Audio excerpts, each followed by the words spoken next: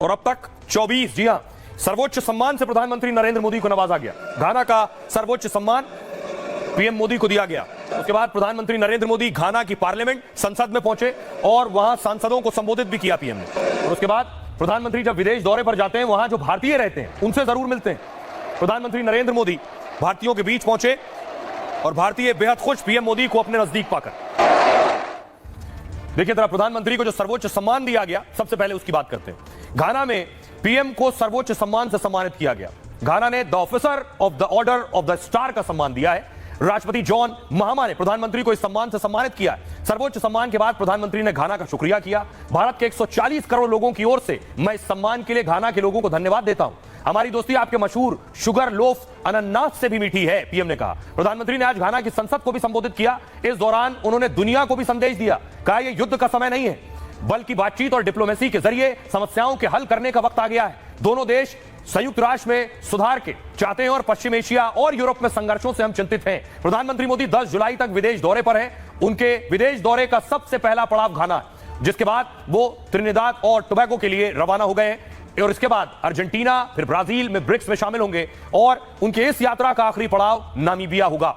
यह तस्वीर जो आप देख रहे हैं, घाना में जब लोगों की मौत हो जाती है तो उन्हें अलग अलग तरह के ये ताबूत आप देख रहे हैं, कॉफिन, इस तरह के ताबूतों में दफनाया जाता है। पीएम मोदी घाना से रवाना हुए दूसरे देश के लिए। पीएम मोदी दरअसल घाना यात्रा पहुंचे और इससे पहले प्रधानमंत्री पीवी नरसिम्हा राव यहां आए थे। पीवी नरसिम्हा राव ने 3 दशक पहले घाना का दौरा किया था और इसलिए प्रधानमंत्री मोदी का घाना में जबरदस्त स्वागत किया गया। 21 तोपों की सलामी दी गई, उन्हें गार्ड ऑफ ऑनर भी दिया गया। घाना पश्चिम अफ्रीका का एक बड़ा देश है। घाना की आबादी करीब 3.5 करोड़ है। 75% आबादी ईसाई है, जबकि 16% मुस्लिम है। ब्रिटिश शासन के दौरान इसे गोल्ड कोस्ट कहते थे। घाना दुनिया का 7वां बड़ा सोने का उत्पादक देश है। ब्रिटेन से आजाद होने वाला पहला अफ्रीकी देश भी है। घाना में अंतिम संस्कार में डिजाइनर ताबूत बनाए जाते हैं। घाना में मौत पर जश्न मनाने की परंपरा है और खासतौर से गा समुदाय के लोग मौत पर जश्न मनाते हैं, इसलिए अंतिम संस्कार के लिए डिजाइनर ताबूत यहां बनाए जाते हैं।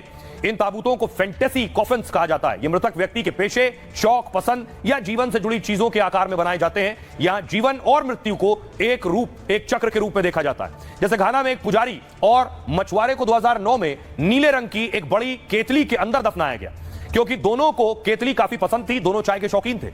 यहां एक शख्स को शेर के आकार के ताबूत में दफनाया गया, क्योंकि जिसे दफनाया गया था वो एक मिलिट्री ऑफिसर था जिसने देश की सुरक्षा के लिए काफी काम किया था। 2019 में घाना के ग्रेटर एक्रो में एक अनानास बेचने वाले को अनानास के आकार के ताबूत में उसकी कब्र में ले जाया गया।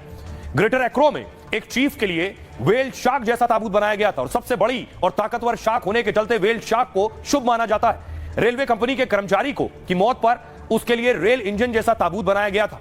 घाना में ताबूत के साथ डांस करने की भी परंपरा है, जिसकी शुरुआत अंतिम संस्कार करवाने वाले बेंजामिन एडू ने की थी। 2017 में एक परिवार ने अपने रिश्तेदार की मौत पर ताबूत डांसर्स बुलाए थे।